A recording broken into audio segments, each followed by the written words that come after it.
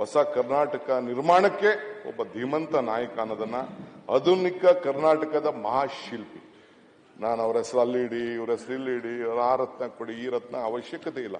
ನಮ್ಮ ಸ್ನೇಹಿತರುಗಳು ನಾನು ಹೇಳ್ತೇನೆ, ಹೊಸ ಮೆಂಬರ್ಸ್ಗೆ ಯಾವ ರೀತಿ ಪಿಕ್ ಮಾಡಿ ಕರೀತಾ ಇದ್ರು ಅಂತಂದ್ರೆ, ಅಲ್ಲಿ ಹಿಂದೆಗಡೆ ಕೂತಿರೋರ್ಗೆಲ್ಲ ಎಳೆದು ಕರೆದು ನೀನು ಮಾತಾಡ್ಬೇಕು ಅಂತೇಳಿ ದೊಡ್ಡ ವಿಚಾರ. ನಮ್ಮ ಒಂದು ದೊಡ್ಡ ಹಿಸ್ಟ್ರಿ ಇದೆ, ಬೇರೆ ಟೈಮಲ್ಲಿ ಹೇಳ್ತೀನಿ, ಪಬ್ಲಿಕ್ ಮಾತಾಡೋಕ್ಕಾಗಲ್ಲ. ಈ LH ಈ ಮೆಂಬರ್ಗಳನ್ನೆಲ್ಲ ಇವನ್ ತೆಗೆದಾಕ್ಬಿಟ್ಟಿದ್ರು, ಸ್ಟಾಫ್ನೆಲ್ಲ ತೆಗೆದಾಕ್ಬಿಟ್ಟಿದ್ರು. ಅದನ್ನ ಬೇರೆ ಸಂದರ್ಭ ನಿಮ್ಮ ಹತ್ರ ನಾನು ಹೇಳ್ತೀನಿ. ಸೊ ಹಂಗೆ ಒಳ್ಳೊಳ್ಳೆ ಪಡೆದಿದೆ. ಆಮೇಲೆ ಏರ್ಪೋರ್ಟ್ಗೆ ಇದಕ್ಕೆ ಬಂದರು ವಾಜಪೇಯಿ ಅವರು ಏರ್ಪೋರ್ಟ್ ಇನಾಗ್ರೇಷನ್ ಇದು ಫೌಂಡೇಶನ್ ಬಂದರು, ವಿಧಾನಸೌಧದಲ್ಲಿ ನಡೀತು. ಗ್ಲೋಬಲ್ ಇನ್ವೆಸ್ಟರ್ಸ್ ಮೀಟ್ ಎಲ್ಲ ಅವ್ರ ಕಾಲದಲ್ಲೇ ಪ್ರಾರಂಭ ಆಯಿತು.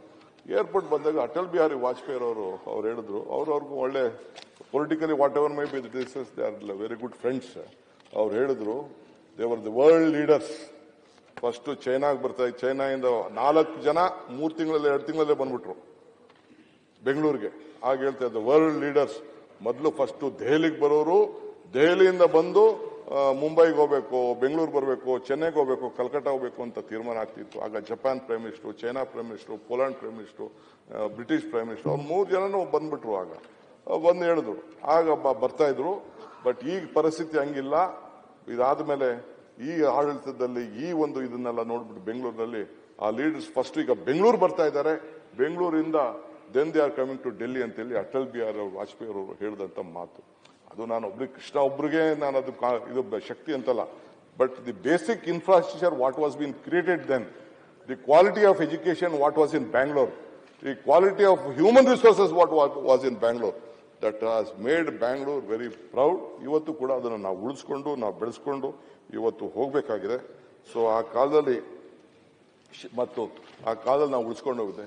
ಜೊತೆಗೆ ಅಧ್ಯಕ್ಷರೇ, ನಾನು ಕಂಡಂಗೆ ಶಿಕ್ಷಣ ಇದ್ರೆ ಮತ್ತು ಸಂಸ್ಕಾರ ಇದು ಬದುಕಿಗೆ ಒಂದು ಮೂಲ ಮಂತ್ರ. ಶಿಕ್ಷಣ ಎಂದಿಗೂ ಎಡವಕ್ಕೆ ಬಿಡಲ್ಲ. ಶಿಕ್ಷಣ, education, I fully agree. He use to concentrate that is why he said ಮಕ್ಕಳಿಗೆ ಶಿಕ್ಷಣ ಇಲ್ಲ ಅಂದ್ರೆ ಡ್ರಾಪ್ ಔಟ್ ವಿಪರೀತ ಆಗೋಗ್ತಾ ಇದೆ ಅಂತೇಳಿ ಮಿಡ್ ಡೇ ಮೀಲ್ಸ್ ನ ಅವರು ಪ್ರಾರಂಭ ಮಾಡಿ ಇಡೀ ದೇಶಕ್ಕೆ that is a model. Mid day meal ಮಟ್ಟಗಳಲ್ಲಿ ಕೊಡ್ತಾ ಇದ್ರು, ನಾನಿಲ್ಲ ಅಂತ ನಾನು ಹೇಳುದಿಲ್ಲ. ಸೊ ಆ ಮಿಡ್ ಡೇ ಮೀಲ್ಸ್ ನ ಪ್ರಾರಂಭ ಮಾಡಿದ್ದೆ ಕೃಷ್ಣ ಅವರು ಅವತ್ತಿನ ಪರಿಸ್ಥಿತಿಯಲ್ಲಿ.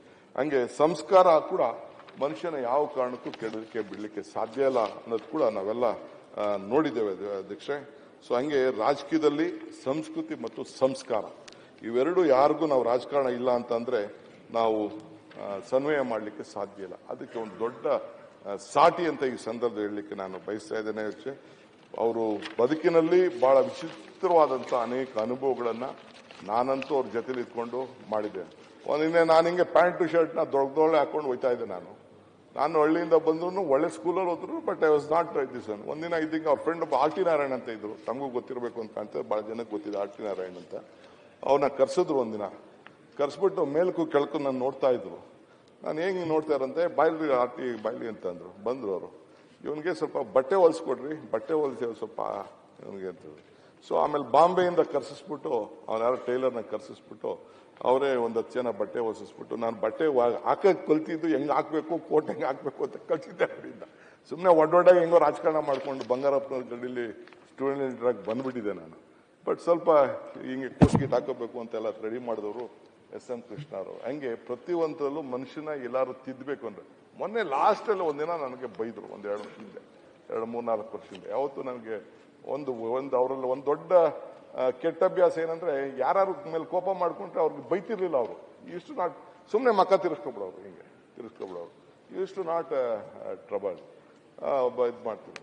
ಆಮೇಲೆ ಒಂದಿನ ಮಾತ್ರ ಲಾಸ್ಟ್ ಅಲ್ಲಿ ನಾನು ಈ ಲೀಡರ್ ಆಫ್ ದಿ ಅಪೋಸಿಷನ್ ಜೈಲಿಂದ ಈಚೆ ಬಂದ್ಮೇಲೆ ಈ ಪೇಪರ್ನೆಲ್ಲ ಈ ಲೀಡರ್ ಆಫ್ ದಿ ಅಪೋಸಿಷನ್ ವಿಚಾರ ಬರ್ತಾ ಇತ್ತು. ಸಿದ್ದರಾಮಯ್ಯ ಸಾಹೇಬರು ಅಪೋಸಿಷನ್ ಲೀಡರ್ಗೆ ರಾಜೀನಾಮೆ ಕೊಟ್ಬಿಟ್ಟಿದ್ರು. ಕೊಟ್ಟ ತಕ್ಷಣ ನನ್ನ ಪೇಪರ್ ಕೇಳೋ, ನೀವು ಆಗ್ತಾ ಇದ್ದೀರಂತ. ನನಗೆ ಕಾರು ಮನೆ ಬೇಡ ಅಂತ ಅಂದ್ಬಿಟ್ಟೆ.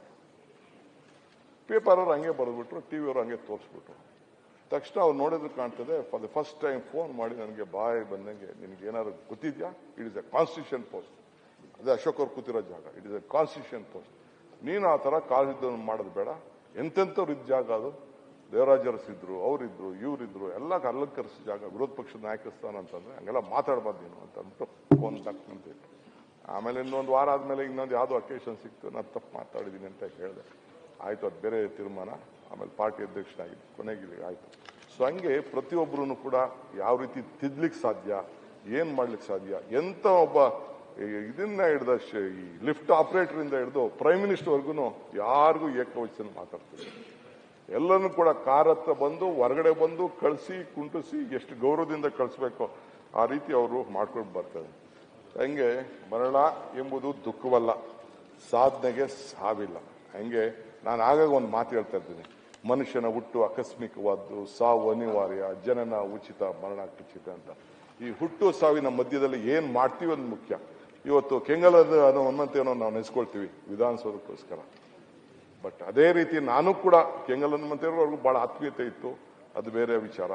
ಅದೇ ರೀತಿ ನಾನು ಕೂಡ ಒಂದು ಸಾಧನೆ ಮಾಡಬೇಕು ಇಲ್ಲಿ ಅಂತೇಳಿ ವಿಕಾಸಸೌಧನ ಒಂದೇ ವರ್ಷದಲ್ಲಿ ಕಟ್ಟಬೇಕು ಅಂತೇಳಿ ಅವತ್ತು ಶಿರ್ಕೆಗೂ ಎಲ್ಎನ್ಟಿಗೂ ದೊಡ್ಡ ಜಗಳ ನಡೀತಾ ಇತ್ತು. ಕೊಟ್ಟು ತೀರ್ಮಾನ ಮಾಡಿ ಅವತ್ತು ವಿಕಾಸಸೌಧ ಕಟ್ಟಿ ಉದ್ಯೋಗ ಸೌಧ ಕೂಡ ಅವರು ಕಟ್ಟಿದ್ರು. ಹಂಗೆ ಇವತ್ತು ಪ್ರತಿಯೊಂದರಲ್ಲೂ ಸಾಕ್ಷಿ ಗುಡ್ಡೆಗಳನ್ನ ಬಿಟ್ಟು ಹೋಗಿದ್ದಾರೆ ಈ ರಾಜ್ಯಕ್ಕೆ.